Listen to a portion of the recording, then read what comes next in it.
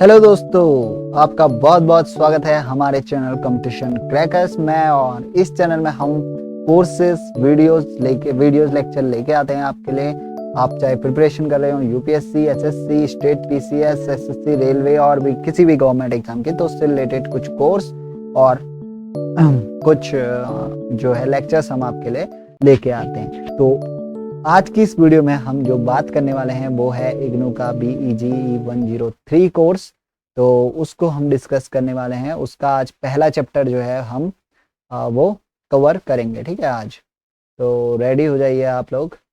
तो आप सही रेडी हो जाइए देखने के लिए। ओके, तो पूरा चैप्टर यहाँ पर हम डिस्कस करते हैं। लेकिन तो यूनिट फर्स्ट आज हम देखेंगे इसकी। मैंने कोर्स का जो इंट्रोडक्शन पार्ट है, इंट्रोडक्शन जो करा था, इंट्रोडक्शन लेक्चर, वो था लेक्चर नंबर फर्स्ट। आज ये लेक्चर नंबर 2 है इसका।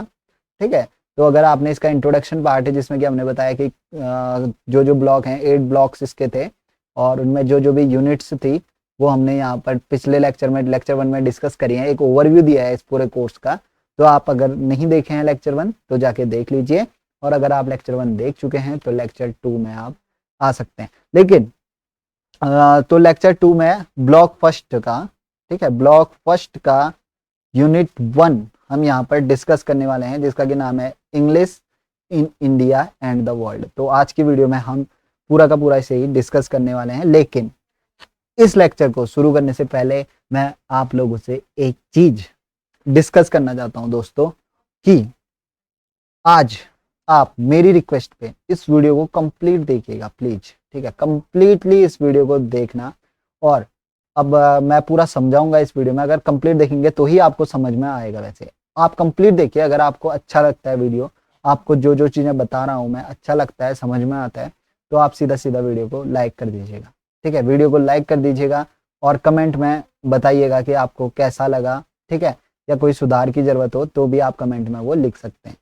और सेकंड केस, अगर आपको लगता है कि ये वीडियो देख के आपका पूरा टाइम वेस्ट हुआ, ठीक है, टाइम वेस्ट अगर आपको लगता है, तो आप सीधा सीधा इस वीडियो को जाके डिसलाइक कर दीजिएगा। ठीक है, डिसलाइक कर देना इस वीडियो को और कमेंट में बता देना। अगर कोई सजेशन होगा आपका कि ऐसे नहीं, इस तरीके से बताया जाना चाहिए था, तो वो आप चीज़ कमेंट में बता दीजिएगा और डिसलाइक कर दीजिएगा। इसी ये लाइक और डिसलाइक के जो रेशियो होगा उससे ही मैं बताऊंगा, उससे ही मैं डिसाइड करूंगा, सॉरी, कि आगे के लेक्चर्स लाने हैं या इस कोर्स को यहीं पर ही डंप कर देना है या इस कोर्स को यहीं पर ही बंद कर देना है। तो आपके लाइक और डिसलाइक बताएंगे दोस्तों कि ये कोर्स आगे बढ़ेगा या नहीं। ठीक है, तो मेरी रिक्वेस्ट पे आप ये कोर्स पूरा देखना। ये वीडियो, आज का वीडियो फर्स्ट लेक्चर अच्छा लगेगा तो ही हम इस कोर्स को आगे बढ़ेंगे।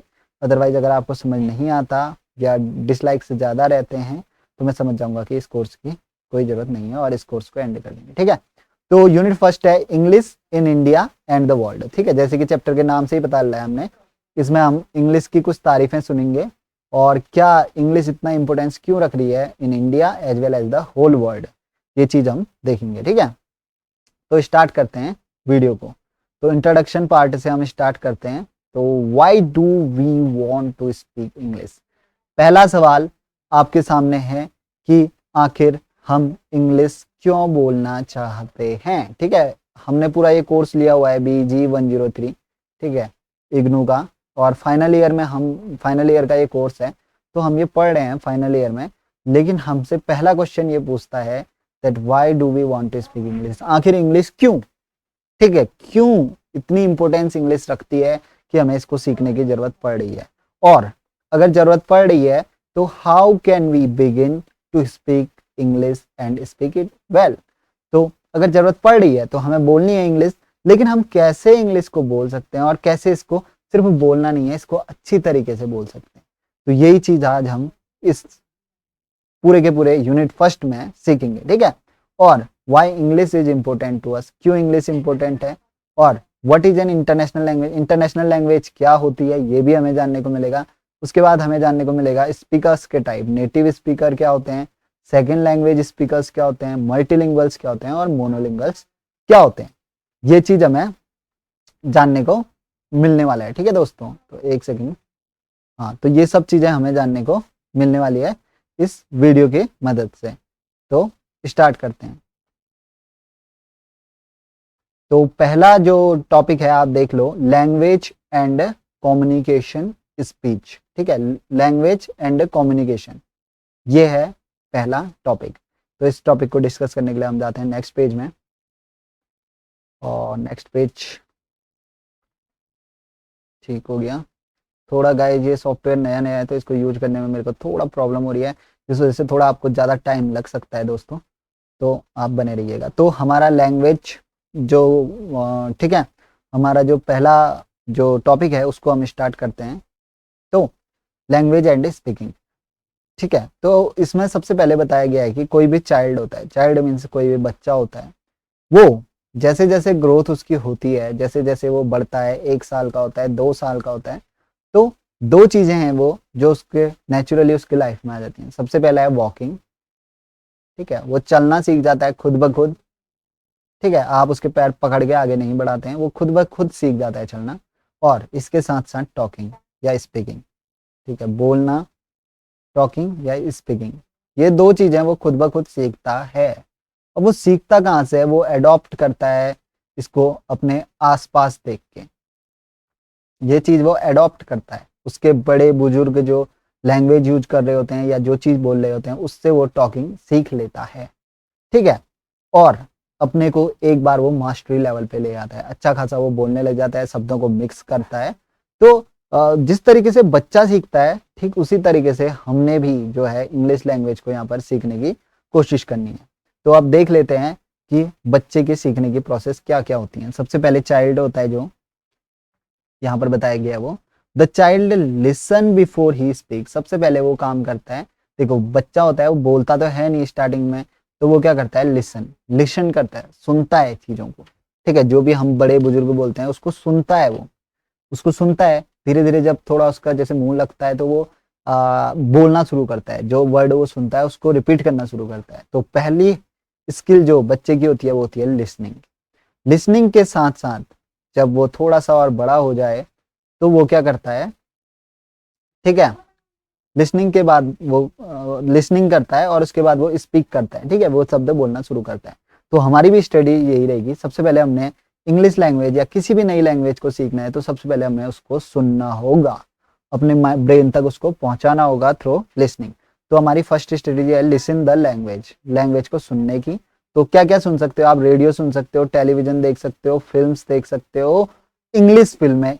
ठीक है, क्योंकि हम अभी के केस में हम इंग्लिश लैंग्वेज की बात करें तो इंग्लिश रेडियो चैनल्स देख सकते हो, टेलीविजन देख सकते हो और फिल्म्स देख सकते हो इंग्लिश की, जिससे कि पहले पहले तो आपको समझने में परेशानी होगी। जैसे आप कोई भी पिक्चर्स देखते हैं, इंग्लिश फिल्म देखते हैं, शुरू शुरू में उस लैंग्वेज को एक्वायर करने में आपको प्रॉब्लम होती है, लेकिन धीरे धीरे आप देखेंगे कि आप उसको आसानी से समझ जाते हैं। ठीक है, बाद बाद में जैसे आपने 8-10 मूवियां देख ली तो आप पाएंगे कि बाद बाद में आपको आसानी से वो जो बोल रहे हैं वो आसानी से समझ आ रहे हैं।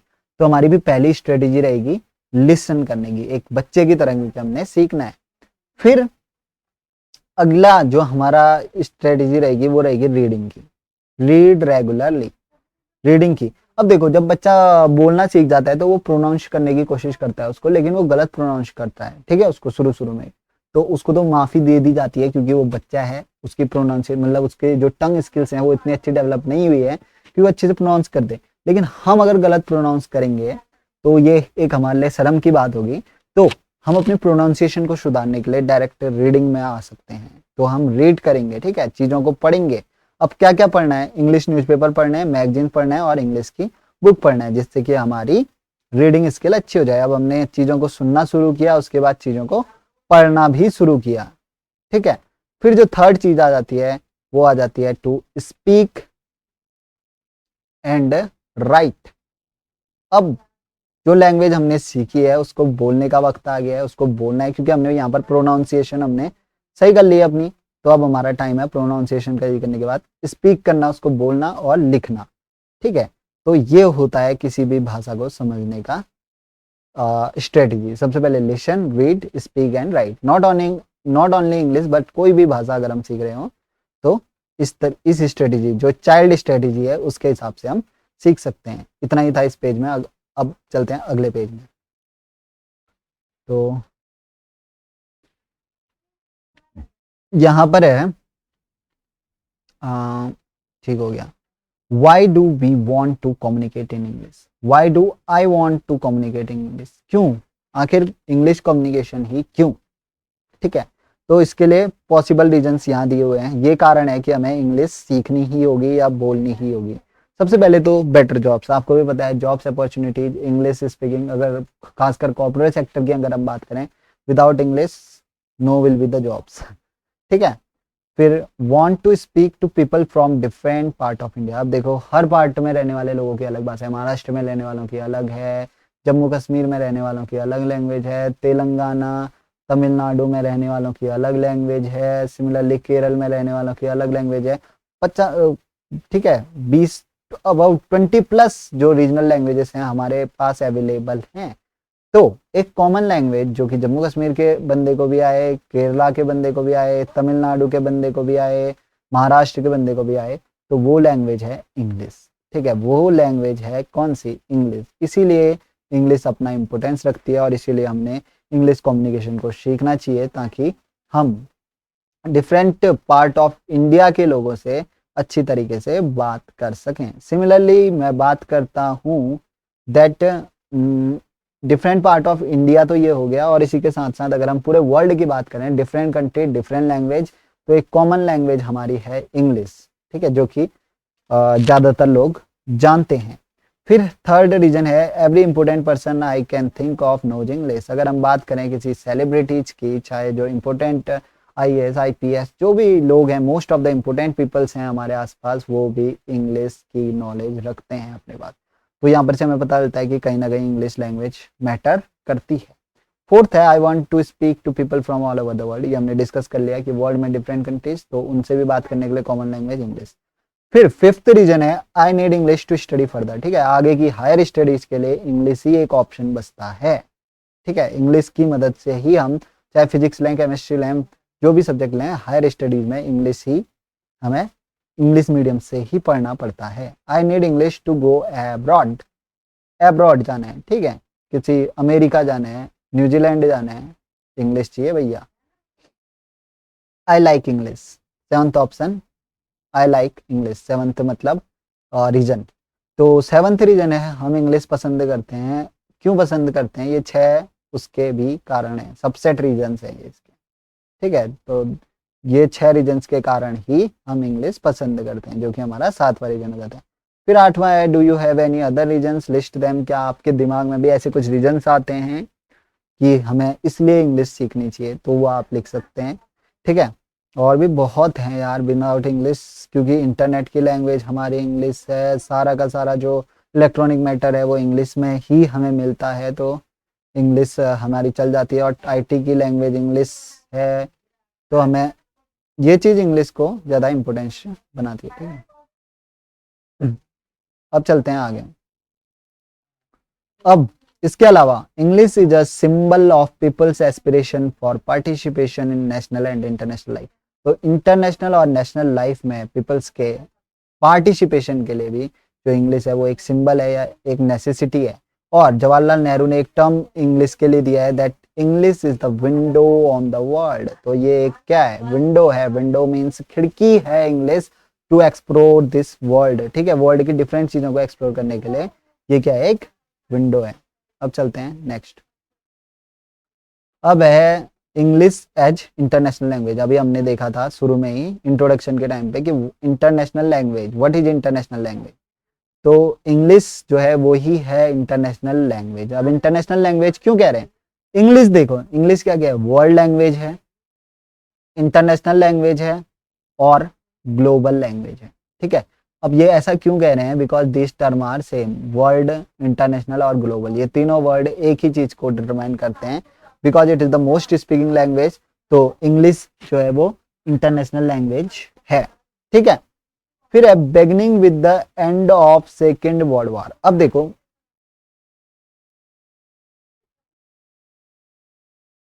सेकेंड वर्ल्ड वॉर की अगर मैं बात करता हूं, अब देखो इंटरनेशनल लैंग्वेज इंग्लिश है कह रहे हैं, तो कब से इंग्लिश जो है वो इंटरनेशनल लैंग्वेज बनी, तो सेकेंड वर्ल्ड वॉर से पहले की हम प्री की बात करते हैं, प्री सेकेंड वर्ल्ड वॉर।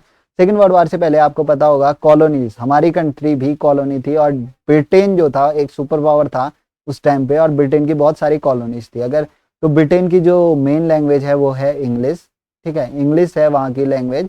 तो जितनी भी कॉलोनीज ब्रिटेन के द्वारा बनाई गई थी वो सारी कॉलोनीज भी इंग्लिश का ही यूज करती थी। लेकिन अगर हम देखें आगे के टाइम पे, तो second world war, post second world war, तो अमेरिका, ठीक है, अमेरिका जो है वो आगे बढ़ा यूके से। USA rose to the position of world power बन गया यूएसए। लेकिन यूएसए में भी इंग्लिश ही लैंग्वेज थी। और इसी के साथ साथ जो कंट्रीज इंग्लैंड से आजाद हो गई, ठीक है, वर्ल्ड वार सेकंड के बाद आपको पता होगा कि ब्रिटेन की हालत खस्ता हो गई थी, और इसके चलते जो भी ब्रिटेन की गुलाम देश थे या कॉलोनीज थी ब्रिटेन की, उसको ब्रिटेन ने लीव करना शुरू कर दिया। और इसी के साथ साथ हमारा इंडिया भी जो है वो आजाद हो गया था। तो लेकिन जो देश आजाद हुए, जो कॉलोनीज थी, उन्होंने प्रिफर किया कि इंग्लिश को ही हमें कंटिन्यू करना चाहिए, ठीक है, क्योंकि जो इंग्लिश लैंग्वेज है वो पॉलिटिकली पावरफुल कंट्रीज की भी लैंग्वेज है, और इसके साथ साथ हम उनसे अच्छे अलायंस बना सकते हैं, ठीक है।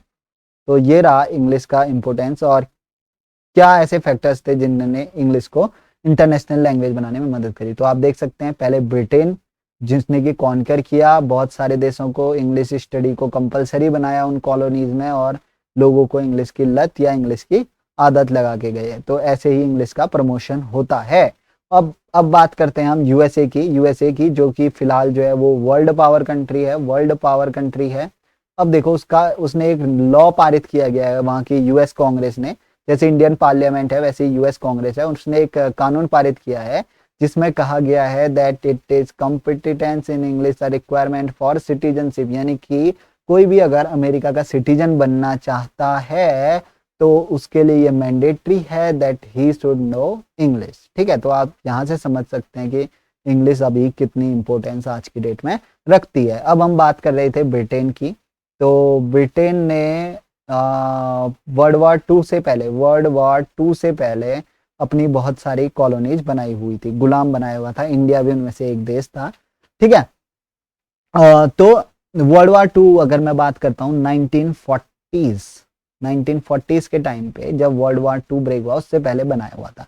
तो जो कॉलोनीज थी उनकी जो पॉलिटिकल लैंग्वेज थी, यानी कि जो भी उनकी पॉलिटिकल वर्क होते थे वो सारे इंग्लिश में होते थे, एडमिनिस्ट्रेटिव वर्क जो थे वो इंग्लिश में होते थे। अगर हम बात करते हैं एजुकेशन सिस्टम तक जो है वो इंट्रोड्यूस कराया गया था यहाँ इंडिया में भी। मकौले, डलहौजी, इन्होंने बहुत वर्क किया था इंग्लिश एजुकेशन के लिए, ठीक है।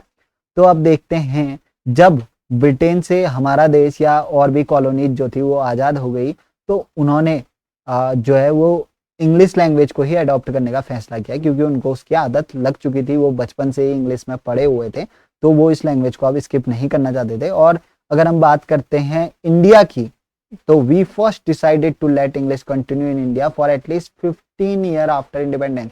तो हमने उस टाइम पे ये फैसला लिया कि अभी हम इंग्लिश से शिफ्ट नहीं हो रहे हैं, और इंग्लिश को 15 ईयर तक के लिए, कम से कम 15 ईयर तक के लिए तो हम इंग्लिश के साथ ही आगे बढ़ रहे हैं। बाद में देखेंगे कि हिंदी को ऑफिशियल बनाना है या किसको ऑफिशियल बनाना है। तो 15 ईयर्स तक जो है हमने डिसाइड किया आफ्टर इंडिपेंडेंस, आफ्टर 1947, कि हम इंग्लिश के ही साथ आगे बढ़ रहे हैं। लेकिन उसके बाद भी हम इसको छोड़ नहीं पाए, और इसको ही हमने लैंग्वेज ऑफ एडमिनिस्ट्रेशन बनाया। और इंग्लिश जो थी वो लैंग्वेज ऑफ मॉडर्न नॉलेज तो थी, साइंस एंड टेक्नोलॉजी में इंग्लिश का ही यूज किया जाता था। और हमने साथ साथ ही इसको लैंग्वेज ऑफ लॉ, यानी कि हमारा जो कानून था उसकी भी जो लैंग्वेज थी हमने इंग्लिश ही बनाई, और हमने सारे अपने कानून वगैरह सब इंग्लिश में ही लिख डाले। बाद में 15 ईयर के बाद हमने शिफ्ट करने का सोचा था, बट वो चीज़ हम नहीं करे, क्योंकि इंग्लिश लैंग्वेज अब काफ़ी प्रोग्रेसिव हो चुकी थी, ठीक है। फिर देखो, after end of 15 years country felt the need to English continue, ठीक है। तो कंटिन्यू को इंडेफिनेटली जो है वो कंटिन्यू करने का फैसला लिया। शुरू में 15 ईयर्स के लिए करा, फिर आगे कंटिन्यू कर दिया अब इंडेफिनेट टाइम के लिए, ठीक है। अब आगे क्या पता कोई लैंग्वेज स्विच कर सकते हैं, अब तो मुश्किल ही है, क्योंकि अब आ गया है ग्लोबलाइजेशन का एरा। अभी हमने बात करी ब्रिटिश कॉलोनीज की, यानी कि जो जो ब्रिटेन के गुलाम देश थे उन्होंने किस तरीके से इंग्लिश को ही आगे कंटिन्यू करने का फैसला किया। और फॉर्मर उसी टाइम के और भी ब्रिटिश की कॉलोनीज थी या ब्रिटेन के गुलाम देश थे, तो वो उनकी लिस्ट यहाँ पर दी है। ऑस्ट्रेलिया, आप देख सकते हैं बहामाज, और ये यहाँ पर दे रखे हैं आपको 19 कंट्रीज दे रखे हैं यहाँ पर। तो इनमें से popular Australia, Bahamas, Hong Kong, India, Kenya, Malawi, Nigeria और तंजानिया, युगांडा, जिम्बाब्वे। तो आप देख सकते हैं कि ये 19 कॉलोनीज यहाँ पर ब्रिटेन की दे रखी हैं। इन्होंने स्टिल जो है आफ्टर बीइंग इंडिपेंडेंस इंग्लिश को ही कंटिन्यू किया। ठीक है, इसी के चलते यहीं से इंग्लिश का प्रमोशन हुआ, यहीं से इंग्लिश जो है वो ज़्यादा से ज़्यादा लोगों की जुबान पे चढ़ी और इंटरनेशनल लैंग्वेज बन गई। अब देखो, why do we need an international language. अब हमने कहा कि इंटरनेशनल लैंग्वेज तो बन गई, लेकिन इंटरनेशनल लैंग्वेज की हमें ज़रूरत क्यों पड़ी। अब इंटरनेशनल लैंग्वेज की ज़रूरत इसलिए पड़ी ताकि हम कम्युनिकेशन को इम्प्रूव कर सकें। यानी अगर मैं बात करूँ चाइना की, चाइना में चाइनीज लैंग्वेज है। हमारी अगर इंडिया की बात करें तो बहुत सारी लैंग्वेज है, वैसे मेजर लैंग्वेज देखें तो हिंदी है। अब हमने मान लो चाइना से कम्युनिकेट करना है, अब उनको चाइनीज पता है, हमें हिंदी पता है, तो कम्युनिकेशन इज इम्पॉसिबल। तो एक कॉमन, एक इंटरनेशनल लैंग्वेज इंग्लिश हमने चुनी ताकि हम अपना संवाद जारी रखें डिफरेंट कंट्रीज से। इसके चलते हमें इंग्लिश लैंग्वेज की जरूरत पड़ी। इंक्रीज ट्रेड, अब हमने बातचीत करी तो हमारा ट्रेड भी बढ़ा। और ईस्ट ट्रेवल, अब देखो एक कंट्री से दूसरे कंट्री जाना भी इसलिए पॉसिबल हुआ क्योंकि हमारे पास एक कॉमन लैंग्वेज थी जो उस कंट्री में भी चल जाए, हमारी कंट्री में भी चल जाए, थर्ड कंट्री में भी चल जाए, फोर्थ कंट्री में भी चल जाए। वरना हमें हर कंट्री के लिए अलग अलग लैंग्वेज सीखनी होती है। लेकिन अभी हमारे पास ऑप्शन है, एक इंग्लिश सीख लो जो कि एक इंटरनेशनल लैंग्वेज है, और आप सारे कंट्रीज में लगभग आप जा सकते हैं और अपना काम कर सकते हैं। उसके बाद इट प्रमोट ग्लोबल कॉपरेशन, तो बातचीत हुई, सभी देशों के बीच अलायंसेस हुए और इससे कहीं ना कहीं ग्लोबल कॉपरेशन प्रमोट हुआ है। ठीक है, अब बात करते हैं today English is the language of books. इसी के साथ साथ अभी लैंग्वेज, ज़्यादातर बुक्स जो है इंग्लिश में छपती हैं। Newspapers, most of the international newspapers English में छपते हैं। एयरपोर्ट्स और एयर ट्रैफिकिंग कंट्रोल में इंग्लिश का यूज होता है। इंटरनेशनल बिजनेसेस में सारे इंग्लिश के सेमिनार्स वगैरह जो भी होता है इंग्लिश में होता है। एकेडमिक कॉन्फ्रेंसेस सारी इंग्लिश में होती है। साइंस और टेक्नोलॉजी की तो मेन भाषा ही इंग्लिश है। डिप्लोमेसी के लिए आपको इंग्लिश चाहिए। Sports, international competition, pop music, advertising, ये सब ज़्यादातर मेजॉरिटी, सब तो नहीं कहेंगे हम, लेकिन मेजॉरिटी जो ये चीज़ें होती हैं वो इंग्लिश लैंग्वेज के थ्रू ही होती हैं। ठीक है, तो ये हमें बनाती है, ये इंग्लिश को बनाती है इंटरनेशनल लैंग्वेज। और क्यों इंटरनेशनल लैंग्वेज ज़रूरी है आपने देख लिया है। फिर एक इंग्लिश की तारीफ और सुन लो कि आखिर इंग्लिश ही क्यों इंटरनेशनल लैंग्वेज। तो 80% of words electronically stored information, यानी कि जितना भी इलेक्ट्रॉनिकली स्टोर्ड इंफॉर्मेशन है, यानी कि इंटरनेट में हो, चाहे जो आईटी सेक्टर हो, कंप्यूटर सॉफ्टवेयर हो, हार्डवेयर हो, या किसी भी चीज़ में जो भी इंफॉर्मेशन है, इलेक्ट्रॉनिकल इंफॉर्मेशन, वो 80% जो है वो उसकी लैंग्वेज भी इंग्लिश ही है। यानी कि इंग्लिश लैंग्वेज में ही 80% जो चीज़ें हैं वो सेट हैं। ठीक है, अब चलते हैं नेक्स्ट पेज की ओर। इतना ही है इस पेज में। तो आई होप कि आपको लेक्चर पसंद आ रहा होगा दोस्तों। अगर आ रहा है तो लाइक कर दो अभी भी, अगर आपको चीज़ें जो मैं बता रहा हूँ वो समझ में आ रही है, अगर आपको आसानी पड़ रही है तो। उसके बाद एक और तारीफ इंग्लिश की सुन लेते हैं। क्यों इंटरनेशनल लैंग्वेज चुना है? Because 85% of international organisations run on English. English ही उनकी वर्किंग लैंग्वेज है।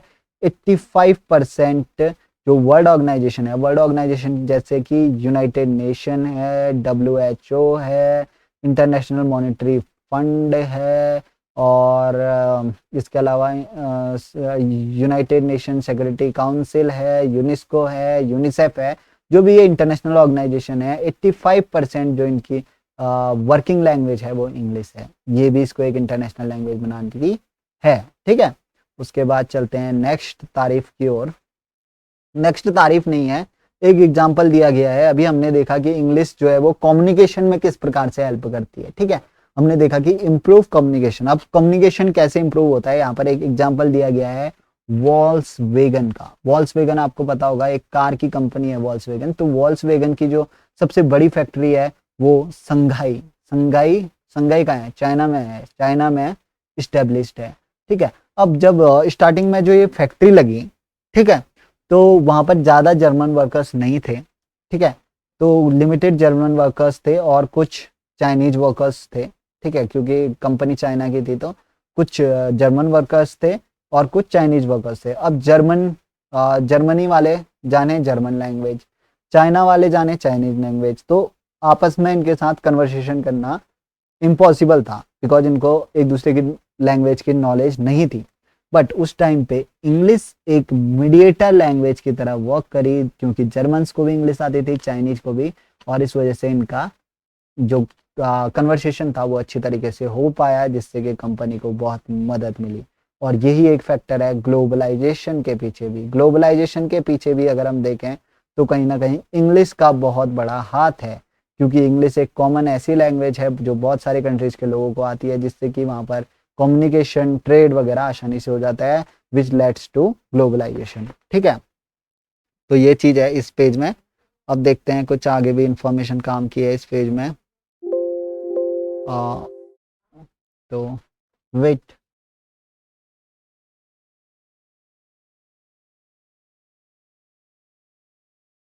तो दोस्तों देख लो, TV programmes are another force behind the spread of English. ठीक है, तो एक सेकेंड ना, एक बार मैं चेक करता हूँ रिकॉर्डिंग चल रही है या नहीं।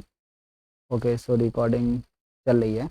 ओके दोस्तों, तो और इंग्लिश की तारीफ हम सुनते हैं दैट अब इंग्लिश के इतना प्रमोट होने का कारण क्या है। एक कारण तो हमने देख दिया, ब्रिटेन वाला, ब्रिटेन और किस तरीके से सेकेंड वर्ल्ड वार होता है, यूएसए होता है, बट स्टिल जो डोमिनेटिंग लैंग्वेज रहती है वो इंग्लिश रहती है। उसके साथ साथ जो टीवी प्रोग्राम्स हैं, और these are another force behind the spread of English. अगर आप देखेंगे टीवी प्रोग्राम देखें, चाहे यूट्यूब को खोल के देखें, मोस्ट ऑफ द मटेरियल आपको इंग्लिश में मिलेगा ही मिलेगा। ये भी एक अनदर एस्पेक्ट है कि इंग्लिश को इतना फेमस हुई है, क्योंकि लोगों को अगर अच्छी क्वालिटी नॉलेज चाहिए तो इंग्लिश सीखना उनके लिए एक कंपल्सन टाइप का बन जाता है। और इसके साथ साथ पॉप सॉन्ग्स और इंग्लिश फिल्म्स जो कि काफ़ी पॉपुलर हैं अमंग इंडियंस ऑल्सो, और ये सभी कहीं ना कहीं प्रमोट करती हैं इंग्लिश को इन अदर कंट्रीज। ठीक है, अब चलते हैं नेक्स्ट स्लाइड की ओर। तो नेक्स्ट देख लेते हैं एक और खासियत इंग्लिश की, जो कि इसको इंटरनेशनल बनाने में मदद करती है, इंटरनेशनल लैंग्वेज बनाने में मदद करती है। देखो यहाँ पर एक फैक्ट दिया हुआ है, नहीं, यहाँ पर एक डेटा दिया हुआ है आप सभी के लिए, top 10 language in the internet. Internet में अवेलेबल टॉप 10 लैंग्वेज। तो टॉप 10 में अगर आप देखेंगे फर्स्ट लैंग्वेज है इंग्लिश। इंग्लिश जो कि 30%, मतलब कि इंटरनेट में 30% जो मटेरियल है, या जो 30% जो इंटरनेट का इंटरनेट में स्टोर्ड इन्फॉर्मेशन है, वो इंग्लिश लैंग्वेज में वो स्टोर्ड है, क्योंकि इंग्लिश के जो है यूजर्स भी ज़्यादा होंगे। और उसके बाद है चाइनीज लैंग्वेज 14% के आसपास, और इसी के साथ साथ स्पेनिश 8%, जापानीज 8% है। ठीक है, जर्मन 5.4% है।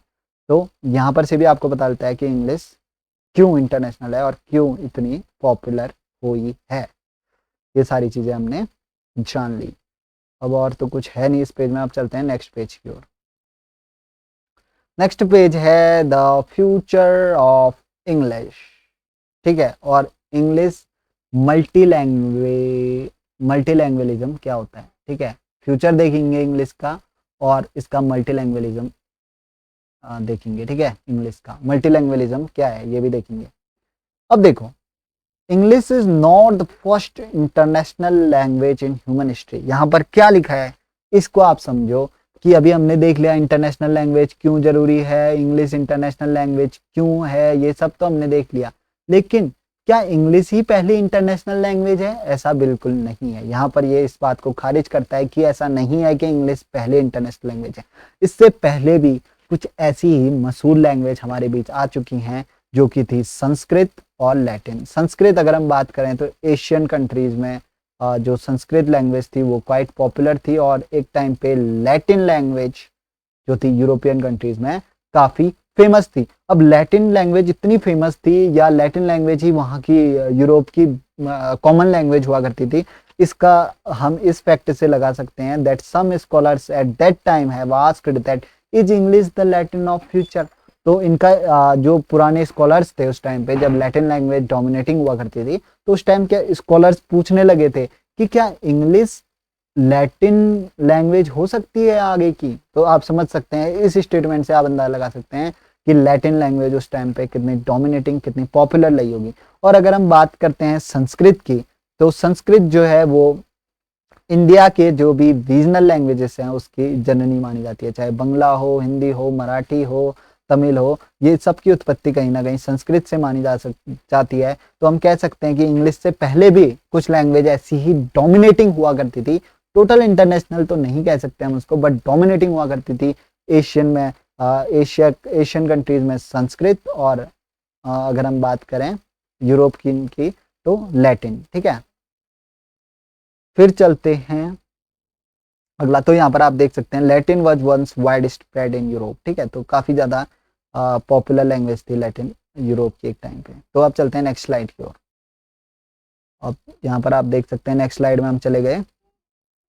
ठीक है, अब देखो, अब हम क्या कह रहे थे कि इंटरनेशनल लैंग्वेज इंग्लिश है कि नहीं। तो अब मतलब इंग्लिश से पहले भी इंटरनेशनल लैंग्वेज थी, हमने डिस्कस किया संस्कृत और लैटिन। तो इससे हमें पता चलता है कि किस तरीके से जब संस्कृत और लैटिन जो लैंग्वेज थी इनका डोमिनेशन हुआ करता था, कहीं ना कहीं इनका डोमिनेशन टूटा है। तो इससे हमें पता चलता है that spoken languages change over time. ठीक है, बाय लॉज ऑफ नेचर। ठीक है, चेंज होते रहती हैं ऐसे, लेकिन now we are in the midst of communication revolution. लेकिन हम इन द मिडिल में है कम्युनिकेशन रेवोल्यूशन के। कम्युनिकेशन रेवोल्यूशन मींस क्या? तो सबसे पहले कम्युनिकेशन रेवोल्यूशन को समझते हैं।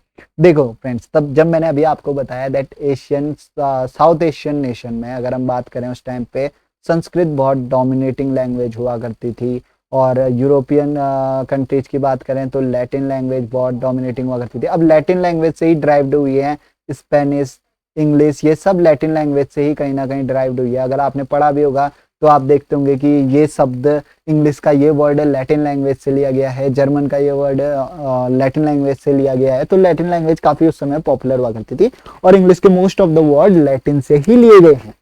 ठीक है, आप देख सकते हैं डिक्शनरी में भी। और सिमिलरली संस्कृत एशियन कंट्रीज में हुआ करती थी, और हिंदी जितनी भी हमारी, तो खासकर रीजनल लैंग्वेजेस की मैं बात करूं तो कहीं ना कहीं संस्कृत से ही उनकी उत्पत्ति मानी जाती है। तो अभी हम कह रहे हैं, बात कर रहे हैं कम्युनिकेशन रिवॉल्यूशन की, लेकिन इस टाइम पे ऐसा नहीं है कि साउथ एशियन में कोई और डोमिनेटिंग लैंग्वेज है, ठीक है, नॉर्थ एशियन में कोई और है, या अमेरिका में कुछ और डोमिनेटिंग है, यूरोपियन कंट्रीज में कुछ और सेंट्रल एशिया में कुछ और। ऐसा नहीं है। अभी के टाइम पे जो इंग्लिश है वो वर्ल्ड वाइड डोमिनेशन रखती है। इंग्लिश का जो नॉलेज होगा वो कुछ माइनॉरिटीज बंदों को कहो या कहीं मेजॉरिटी बंदों को, हर एक कंट्री में, ठीक है, जितनी भी कंट्रीज हैं कहीं ना कहीं उनको नॉलेज इंग्लिश का रहता है। तो ये चीज इंग्लिश को और भी ज्यादा स्टेबल बनाती है, और भी ज्यादा इसको स्टेबल बनाती है। तो इसी को हम कहते हैं कम्युनिकेशन रेवोल्यूशन। और हम एक कंट्री का जो भी मैटर है या जो भी वो चीजें हैं वो दूसरी कंट्री से शेयर कर रहे हैं। ठीक है, तो थ्रू यूजिंग आईटी। तो हम ना कहीं कम्युनिकेशन एक रेवोल्यूशन का टाइम आ चुका है, जिसमें कि हमने पूरे वर्ल्ड को एक ग्लोबल विलेज बना दिया है। इतना बड़ा वर्ल्ड, और हमने इसको समेट के रख दिया है।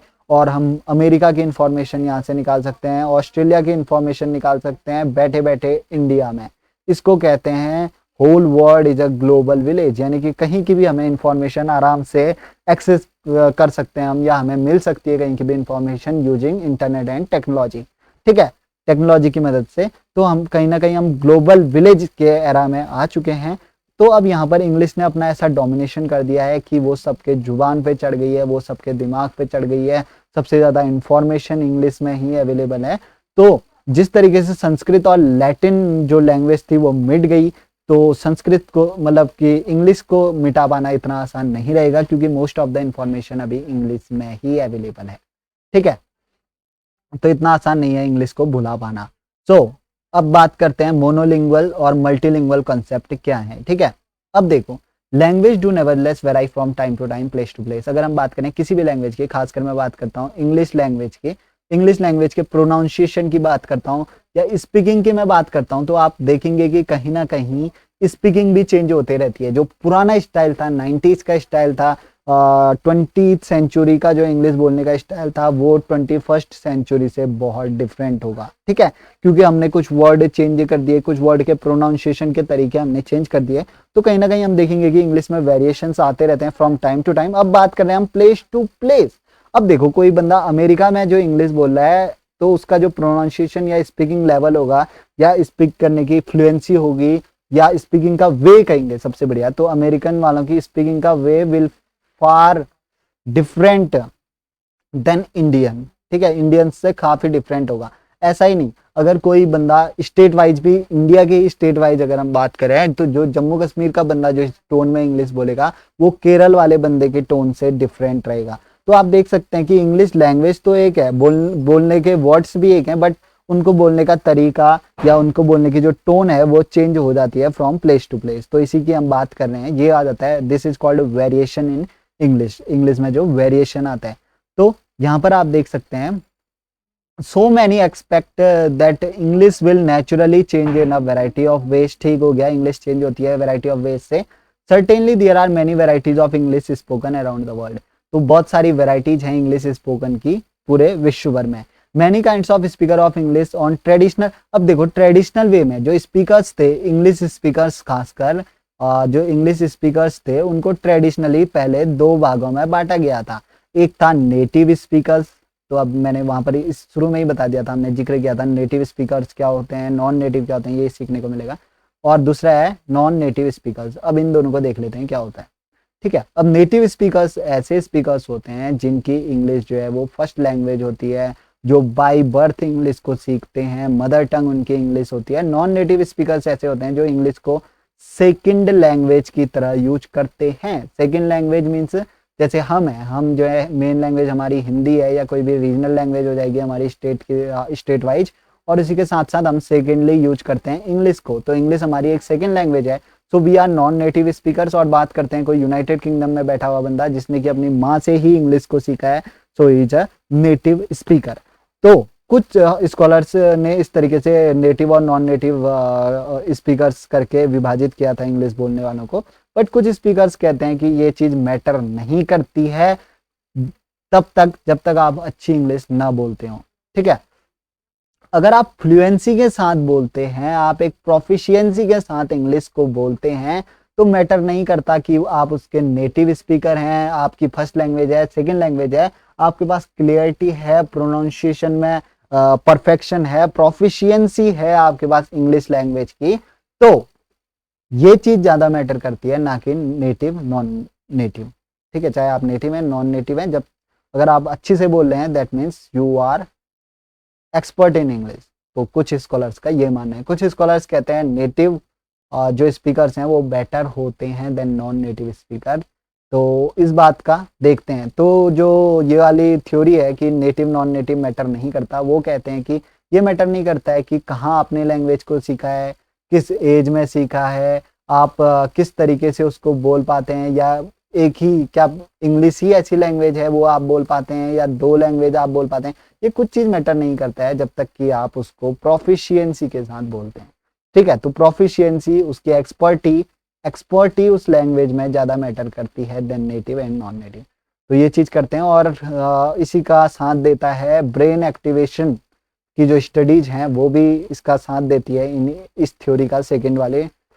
तो ये कहते हैं कि ये मैटर नहीं करता आप सेकंड लैंग्वेज सीख रहे हो या फर्स्ट लैंग्वेज सीख रहे हो, हमारा माइंड दोनों के लिए सेम वे में रिस्पॉन्ड करता है। चाहे आप फर्स्ट लैंग्वेज सीखो, सेकंड लैंग्वेज सीखो, दोनों को आप एक्सपर्टली बोल सकते हो। ऐसा नहीं है कि हम हिंदी में ज़्यादा एक्सपर्ट हैं तो हम इंग्लिश अच्छी नहीं बोल सकते, ऐसा नहीं है। हम सेकंड लैंग्वेज भी उसी एक्सपर्टी के साथ, जिस एक्सपर्टी के साथ हिंदी बोल रहे हैं उसी एक्सपर्टी के साथ हम इंग्लिश भी बोल सकते हैं या सीख सकते हैं, या नॉट ओनली इंग्लिश, जबकि सेकंड लैंग्वेज हम कोई सी भी लैंग्वेज सीखें हम सेम प्रोफिशिएंसी के साथ सीख सकते हैं जैसे हमने से फर्स्ट लैंग्वेज सीखी है। ठीक है, तो ये एक यहाँ पर स्टेटमेंट है जो कि बताता है नेटिव नॉन नेटिव बकवास है करके। ठीक है, अब देखो नेटिव स्पीकर्स क्या होते हैं, जिनकी फर्स्ट लैंग्वेज इंग्लिश होती है और इंग्लिश ही लैंग्वेज, या मतलब वही लैंग्वेज वो चीज बोलते हैं। ठीक है, अब जैसे फ्रेंच भी है, फ्रेंच के नेटिव स्पीकर्स कौन होंगे, जो फ्रांस में रह रहे हैं जिनकी मदर टंग भी वो है, तो वो फ्रेंच के नेटिव हो गए। ऐसे हिंदी के नेटिव कौन है, इंडियंस, हमारी मदर टंग वो है, और अगर हम हिंदी बोलते हैं then we are native speakers of Hindi.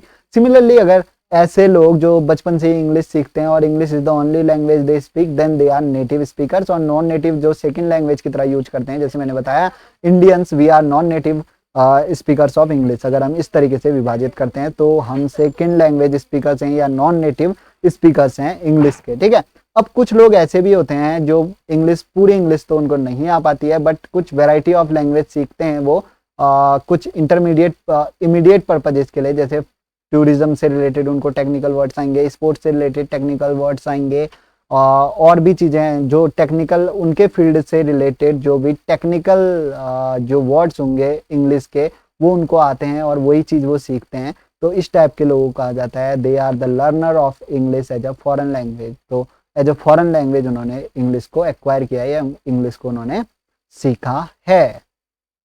अब लास्ट में यहाँ पर बताया गया है we shall return to the topic varieties of English. अभी हमने देखा कि वेराइटीज चेंज होती है टाइम टू टाइम, ठीक है। 19 अभी हमने 20th सेंचुरी और 21st सेंचुरी में जो इंग्लिश बोलने के तरीके में, लिखने के तरीके में परिवर्तन देखा अभी हमने, ठीक है। तो टाइम टू टाइम चेंज होता है और प्लेस टू प्लेस किस तरीके से केरल में इंग्लिश बोलने वाला बंदा डिफरेंट होगा देन नॉर्थ इंडिया में बोलने वाले के बंदे की टोन उसकी डिफरेंट रहेगी। तो ये चीज़ें हैं, ये इससे बहुत सारे वेरिएशंस जो है वो इंग्लिश में आ जाते हैं और इसी के साथ साथ वेरिएशन आते हैं कंट्रीज टू कंट्रीज वाइज। अगर हम इंग्लैंड की यानी कि यूके की अगर हम इंग्लिश की बात करें, it will be slightly different from USA की इंग्लिश, ठीक है। यूएसए में जो इंग्लिश बोली जाती है उससे स्लाइटली डिफरेंट होगी। तो ये वेरिएशन जो आते हैं इंग्लिश में और भी आते हैं वेरिएशन, ऐसा नहीं है कि time to time place to place, ठीक है। और भी वेरिएशन जो भी आते हैं इसमें वो हम बात करेंगे नेक्स्ट यूनिट में, ठीक है। तो वो चीज़ नेक्स्ट यूनिट में बात करेंगे और हम यहाँ पर देखेंगे कि स्टैंडर्ड इंग्लिश कौन सी होगी, स्टैंडर्ड वेरिएशन कौन कौन से हैं और नॉन स्टैंडर्ड वेराइटीज कौन कौन सी है। तो मैं स्टैंडर्ड वेराइटीज में साफ साफ आपको बता दूं, इंग्लिश की स्टैंडर्ड वेराइटीज हैं यूके की इंग्लिश और यूएसए की इंग्लिश, ठीक है, जो डोमिनेटिंग कंट्रीज थी एक टाइम की। इनकी जो वेराइटीज है इंग्लिश बोलने की ये एक स्टैंडर्ड वेराइटी है। और बाकी जो हम इंडियन इंग्लिश भी होती है, आपको शायद पता नहीं होगा, नेक्स्ट उसमें पढ़ेंगे, तो इंडियन इंग्लिश भी होती है, ठीक है। यहाँ पर मैं लिख देता हूँ, ठीक है, इंडियन इंग्लिश भी होती है, ये भी एक वैरायटी है। कुछ ऐसे भी वर्ड हैं जो उसकी सिर्फ इंडिया में यूज किए जाते हैं इंग्लिश में, और देशों में नहीं किए जाते। इंडियन इंग्लिश की भी कुछ अपनी ही खासियत खूबियां हैं, ठीक है। तो ये जो सारी चीजें हैं वो हम नेक्स्ट यूनिट में डिस्कस करेंगे कि क्या क्या वो हैं करके। तो ये तो हो गया नॉन स्टैंडर्ड वैरायटी हो गई इंडियन इंग्लिश तो, लेकिन जो मेन स्टैंडर्ड वैरायटी इंग्लिश की वो यूके की इंग्लिश और यूएसए की इंग्लिश है। और अगर हम बात करें इंडियन इंग्लिश की, तो इंडियन इंग्लिश का जो स्टैंडर्ड लिया गया है वो यूके इंग्लिश से लिया गया है, ठीक है। तो ये चीजें हैं, ये तो खैर आगे आने वाले जो यूनिट है उसमें हम कवर कर लेंगे। तो फिलहाल चलते हैं हम नेक्स्ट पेज की ओर, देखते हैं कि आगे भी क्या कुछ इन्फॉर्मेशन है आपके लिए। तो नेक्स्ट पेज की ओर चलते हैं फिलहाल। तो नेक्स्ट पेज में कुछ खास नहीं है, समरी है। और इसी के साथ ही ये हमारा आज का फर्स्ट जो यूनिट है वो एकदम हो चुकी है कंप्लीट, ठीक है दोस्तों। तो जैसा कि मैंने आपको पहले ही बताया था, अब आपने पूरा ये लेक्चर देख लिया है, अब आप जानते हैं कि कितनी चीज़ें आपको अंडरस्टूडेबल हुई, कितनी चीज़ें आपको समझ में आई हैं दोस्तों। तो ईमानदारी से अगर आपको लगता है समझ में आई है ये वीडियो, तो सीधा सीधा इसको लाइक कर दो और कमेंट में बता दो दैट आपको ये वीडियो अच्छी लगी है, ठीक है। और इन केस आपको अच्छी नहीं लगी है या आपको समझ ही नहीं आया, तो आप सीधा सीधा इसको डिसलाइक कर दो, ठीक है। अगर आपको लगता है कि आपने सिर्फ टाइम वेस्ट किया, जितनी भी 30 मिनट के आसपास की बनी होगी, अगर आपको लगता है कि टाइम वेस्ट किया तो इसको सीधा सीधा डिसलाइक कर दो और कमेंट में बता दो कि ये कमी इस वीडियो में थी। अगर कमी सुधारने लायक होगी तो मैं कोशिश करूंगा कि उसको नेक्स्ट वीडियो में उस कमी को हटा दिया जाए। और अगर हम देखेंगे कि लाइक डिसलाइक के रेशियो से अगर हम देखेंगे कि डिसलाइक का प्रोपोर्शन ज़्यादा है देन लाइक, तो मैं इस कोर्स को, जो ये BG 103 का जो कोर्स है हमारा इंग्लिश का, इसको मैं यहीं पर ही बंद कर दूंगा। अब आगे इससे लेक्चर नहीं आएंगे अगर डिसलाइक का रेशियो ज़्यादा रहेगा। अगर आपको समझ आता है और कमेंट अच्छे आते हैं, ठीक है, सेटिस्फाइंग कमेंट आते हैं और वीडियो में लाइक ज़्यादा आते हैं, तो इसके नेक्स्ट पार्ट के लिए आप रेडी रहिए। सीधा हमारा थर्ड लेक्चर जल्द से जल्द आ जाएगा, 1-2 दिन में मैं थर्ड लेक्चर बना दूंगा, लेकिन उससे पहले मैं लाइक डिसलाइक का रेशियो जो है चेक करूंगा। मैं आपका भी टाइम वेस्ट नहीं करना चाहता, खुद का भी टाइम वेस्ट नहीं करना चाहता। अगर आपको समझ में आया है तो ही आगे बढ़ाएंगे लेक्चर्स, वरना कोर्स से यहीं पर ही हो जाएगा डंप। तो guys, thank you for joining this lecture. और आज के इस लेक्चर में इतना ही दोस्तों। अगर आपको ये लेक्चर पसंद आया है तो आप इस वीडियो को लाइक कर सकते हैं, कमेंट कर सकते हैं इस वीडियो में कि आपको ये कोर्स अच्छा लगा है, या किसी और कोर्स की भी आपको डिमांड करनी है तो आप कमेंट में कर सकते हैं। अलग कोर्सेज हिस्ट्री और पॉलिटी के ही बनेंगे, और साथ ही साथ इस वीडियो को आप शेयर भी कर सकते हैं अपने दोस्तों के साथ, ताकि उनके पास भी ये वीडियो पहुंचे। ज़्यादा जितना अच्छा रिस्पॉन्स मिलेगा उतने जल्दी लेक्चर्स आएंगे, और अगर रिस्पॉन्स अगर अच्छा नहीं मिला तो इस कोर्स को यहीं बंद कर दिया जाएगा। और दोस्तों, चैनल को जरूर से सब्सक्राइब कर दीजिएगा, क्योंकि इसमें सिर्फ और सिर्फ इग्नू के ही नहीं बल्कि और भी जो गवर्नमेंट के कॉम्पिटिटिव एग्जाम्स हैं उनकी भी तैयारी आपको हमारे इस चैनल में कराई जाएगी। ठीक है दोस्तों, तो आज के लिए इतना ही। Thank you guys, thank you for watching the lecture. Meet you in next lecture. Thank you so much.